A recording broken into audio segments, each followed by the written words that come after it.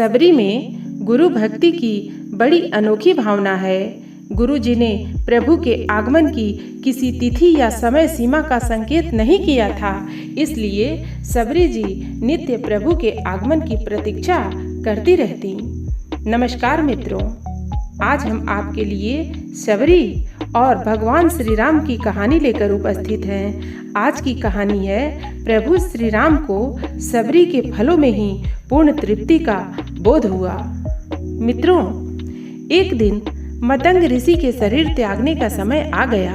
गुरु निष्ठा से प्रेरित होकर सबरी जी ने गुरुदेव से यही कहा कि आपके बाद मैं भी अपना शरीर नहीं रखना चाहती, अतः आप मुझे शरीर त्याग की आज्ञा दें। इस पर मतंग ऋषि ने कहा, सबरी, अभी तुम्हारे शरीर त्यागने का उचित अवसर नहीं आया है।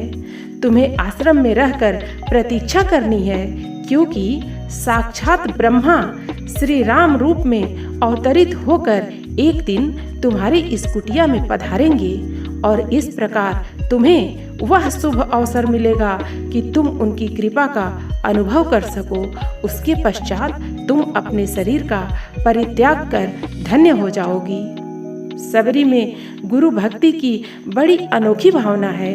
गुरु जी ने प्रभु के आगमन की किसी तिथि या समय सीमा का संकेत नहीं किया था, इसलिए सबरी जी नित्य प्रभु के आगमन की प्रतीक्षा करती रहती थी।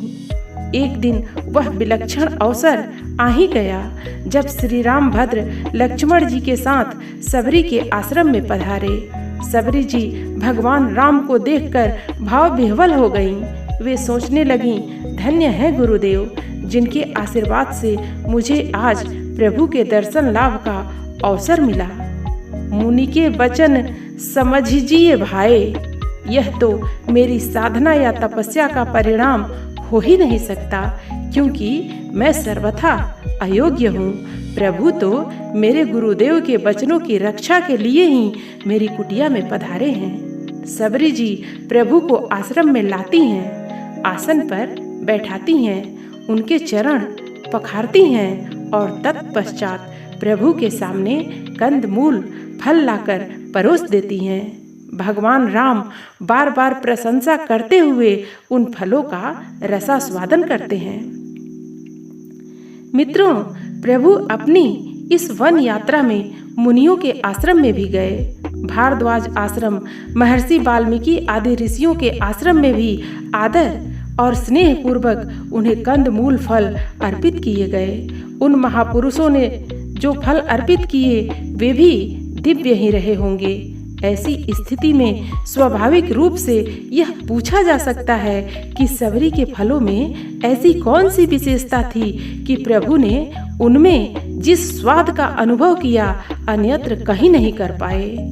कंद मूल फल सुरस अति दिए राम कहूँ आनी। सबरी के फलों में रस नहीं सुरस है, और केवल सुरस ही नहीं अति सुरस है।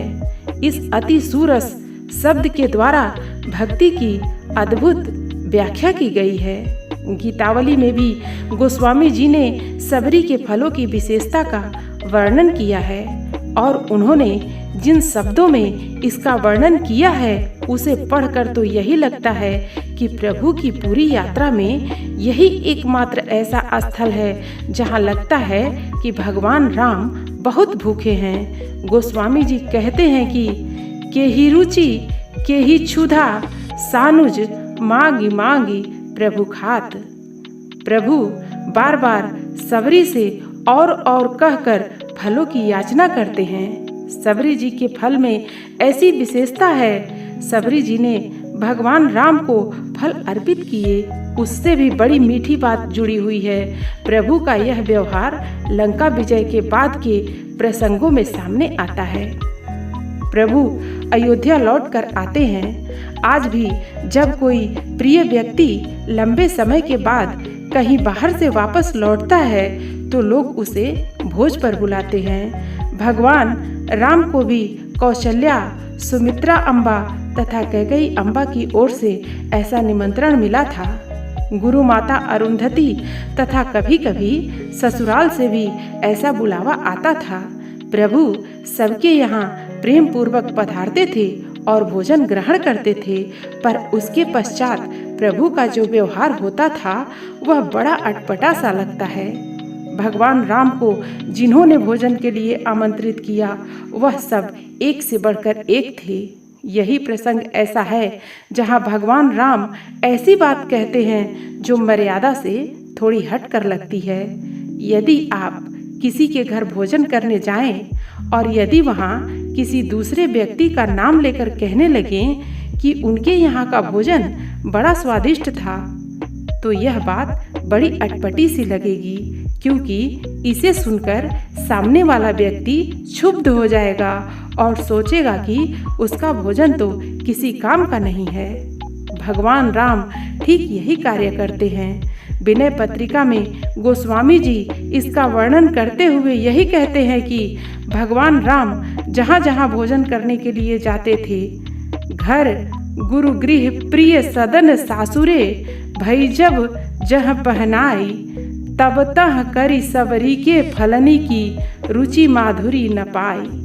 बड़े बड़े मुनियों के जीवन में भी रति की यह परिपक्वता नहीं दिखाई पड़ती जो सबरी के जीवन में विद्यमान थी। सबरी के फलों में न तो प्रदर्शन का छिलका था और न ही कामना की गुठली, बल्कि उनके फलों में प्रेम रस की ऐसी मिठास और सील की ऐसी सुगंध थी जो अन्यत्र कहीं भी दृष्टिगोचर नहीं होती। इसलिए प्रभु श्री राम को सबरी के फलों में ही पूर्ण तृप्ति का बोध हुआ। प्रभु को सबरी के जिन फलों में ऐसा अनुपम स्वाद मिला, वे सबरी स्वयं कितना महान रही होंगी, इसकी हम कल्पना ही कर सकते हैं। जय श्री राम। मित्रों, कहानी यदि अच्छी लगी हो तो चैनल को अवश्य सब्सक्राइब कर देना। धन्यवाद।